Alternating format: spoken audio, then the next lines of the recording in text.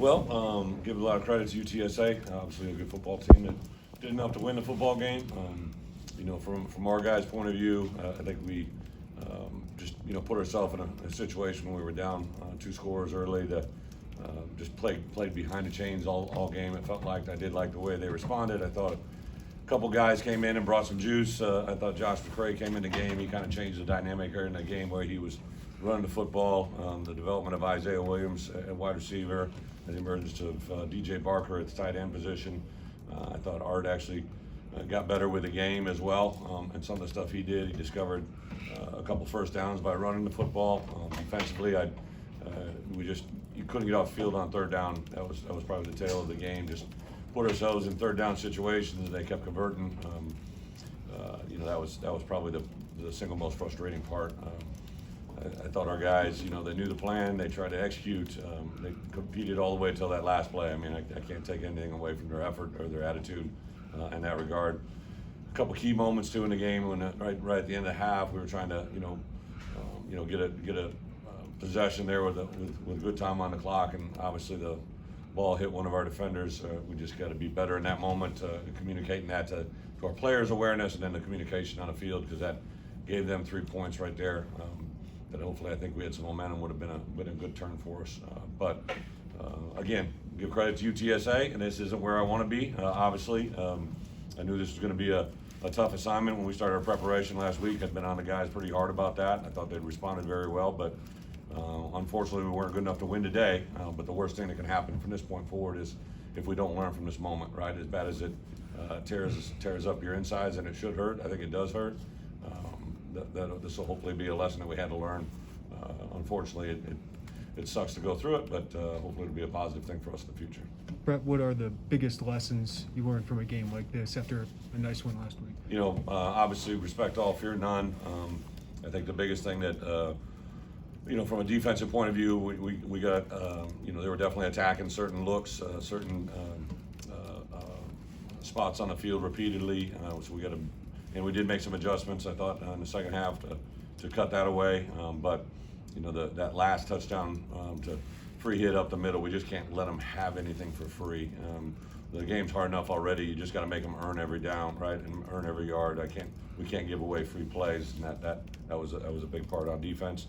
I think offensively, we got to be able to run the football, and be able to convert some play action passes. I thought there's some nice schemed up plays from Tony and the offensive staff to get some of those first early scores. Guys were wide open, and that's obviously a schematic design that they got that going. And then they really kind of handled the moment all the way till that last play as well as we can practice it. We just got to be able to obviously execute in time to win. I'd tell you James McCourt too. I mean, he obviously is a very special player. Just the battery of the field goal and the protection of it was very impressive. Coach, the last scoring drive by them came at obviously an inopportune time. Was it a matter of the defense being a little tired at that point? No, I think I actually didn't see the replay. I know it hit up inside the backside A, and it's obviously it was untouched. So I believe that we had some type of stunt where our guy got cut off and was able to get to the spot where he needed to be, and that's what I'm talking about. We just can't give away free yards. It was a long drive too. I mean, was there a little bit of fatigue involved in that? I mean, yeah. I mean, as long as players are out there, but we were rolling guys through there. I don't think I ever saw anybody dog it or check it in. I just obviously they executed. Coach, I think it was inside that 45-second mark where you decided to go for a run. Only got a couple yards when the passing game was working over and over. Can you walk us through with the clock running why you chose that play? Yeah, we came out of a break, obviously, with the play. Thought we could run the ball in there. They had been going a little bit of a 3-man surface, and then they brought pressure on that one, was brought right into it. But the guys handled it and got right back up and snapped it. I don't think it had any effect on the game. So it just looked like a struggle to get the run game going. You tried a couple different guys there. What did you see on the offense? Yeah, they were bringing a lot of double-edged pressures early in the game.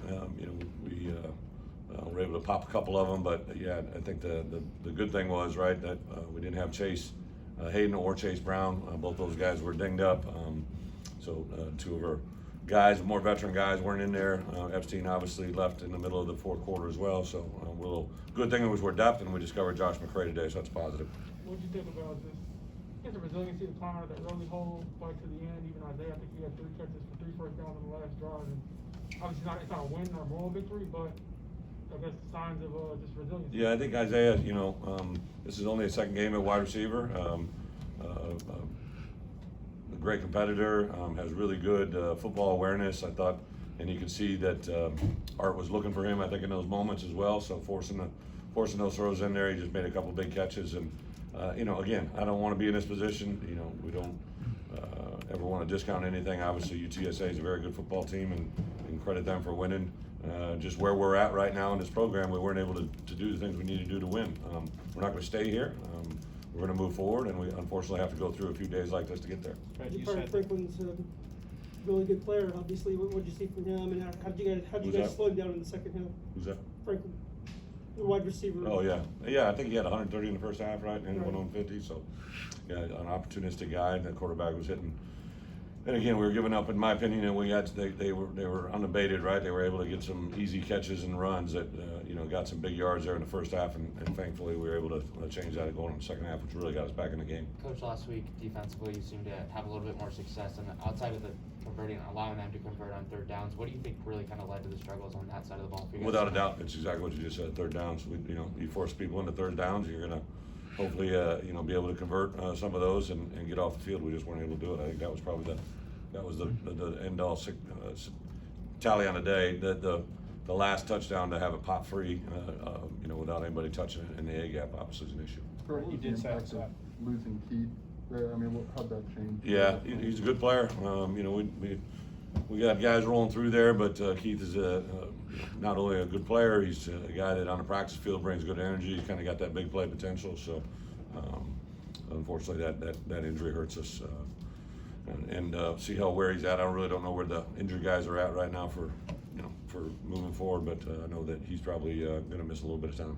What are a couple of things going to be looking forward to practicing in the next couple of days based off today's performance? What are we going to be looking forward to? What are you looking to really work on over the next couple of days? Well, as is the case on Sunday, whether you win like last week or lose like this week, Sunday is a big day of learning, right? We got to be able to take the moments that we, as coaches, can coach off of. Biggest thing is we got to learn why there was failure today, right? We can't just say, "Oh, this play happened." We have to understand it as coaches. We have to execute it as players, and we got to be able to communicate that. And sometimes that's the most difficult challenge.